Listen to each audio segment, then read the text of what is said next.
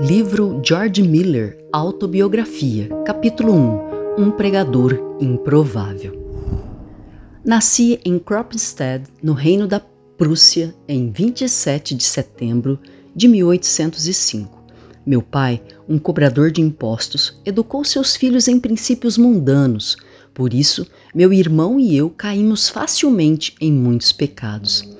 Antes de completar 10 anos, roubei repetidamente dinheiro do governo que foi confiado ao meu pai e o forcei a compensar as perdas. Quando eu tinha 11 anos, meu pai me mandou para Halberstadt para me preparar para estudar na universidade. Ele queria que eu me tornasse um clérigo, não para que eu servisse a Deus, mas para que eu tivesse uma vida confortável. Estudar, ler romances e entregar-se a práticas pecaminosas eram meus passatempos favoritos.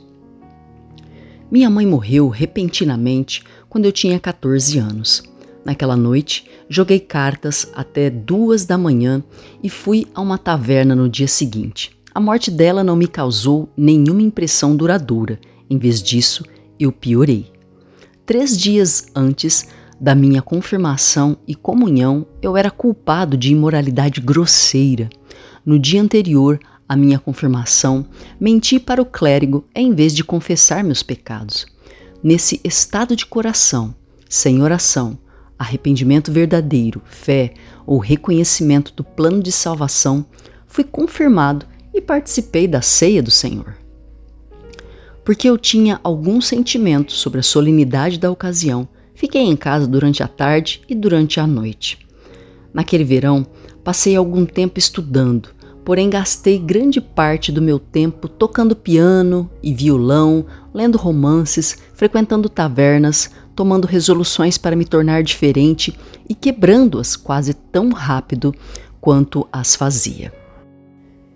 Fiquei feliz quando meu pai conseguiu uma vaga para mim em uma escola perto de Medburg, porque pensei que deixaria meus companheiros pecadores e viveria uma vida diferente, mas fiquei ainda mais ocioso e continuei a viver em todo tipo de pecado.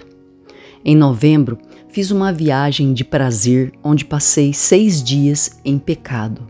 Meu pai descobriu minha ausência antes que eu voltasse. Então, peguei todo o dinheiro que consegui e fui para Brunswick. Depois de passar uma semana em Brunswick, em um hotel caro, meu dinheiro acabou. Fui então sem dinheiro para outro hotel por uma semana. Por fim, o dono do hotel, suspeitando que eu não tinha dinheiro, pediu o pagamento e levou minhas melhores roupas como garantia. Caminhei cerca de 10 quilômetros até uma pousada e comecei a viver como se tivesse muito dinheiro. Na terceira manhã, saí correndo silenciosamente pelo quintal. A esta altura, o estalajadeiro ficou desconfiado e me prendeu.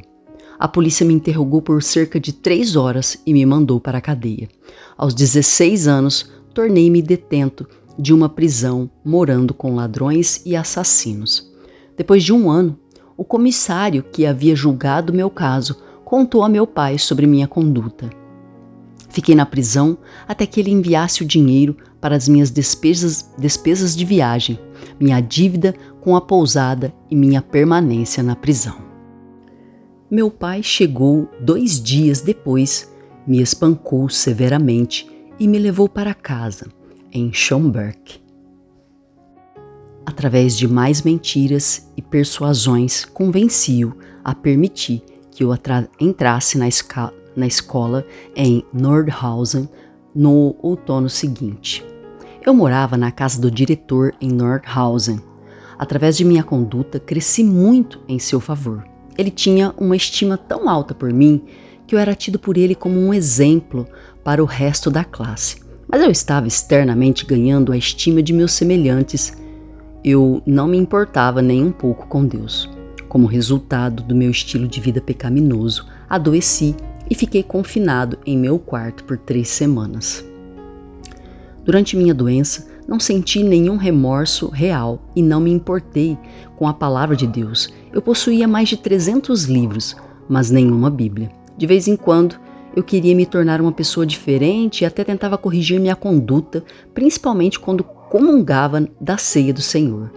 Um dia antes de participar de um serviço de comunhão, eu costumava me abster de certas coisas.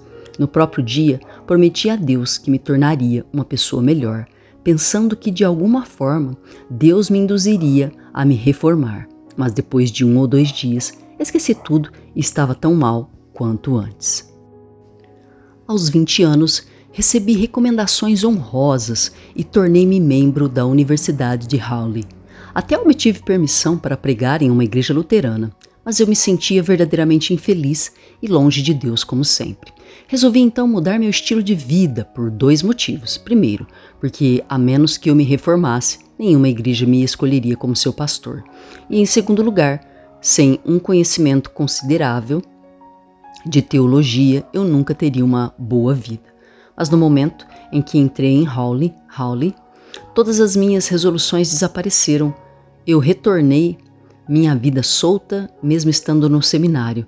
No fundo do meu coração, ansiava por renunciar a esta vida miserável.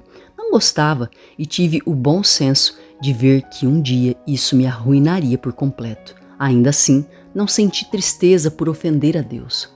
Um dia, enquanto estava em uma taverna com os meus amigos selvagens, vi um de meus ex-colegas de classe chamado Beta. Eu o conheci 4 anos antes em Halberstadt, e porque ele era tão quieto e sério, eu o desprezava. Agora parecia prudente escolhê-lo como meu amigo, pensando que melhores companheiros me ajudariam a melhorar de conduta. O Espírito de Deus estava trabalhando no coração de Beta em Halberstadt, mas Beta era um apóstata.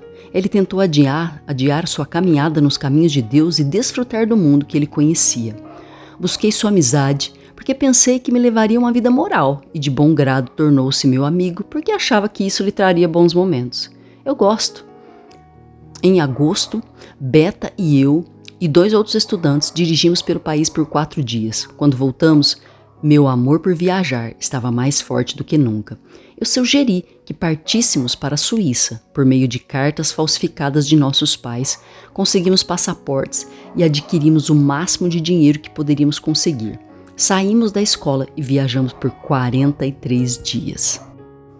Eu tinha agora obtido o desejo do meu coração. Eu tinha conhecido a Suíça, mas eu ainda estava longe de ser feliz. Nesta viagem, agi como Judas. Consegui o dinheiro para que a viagem me custasse apenas 2/3 do que custou aos meus amigos. Com muitas mentiras, satisfiz as perguntas de meu pai sobre as despesas.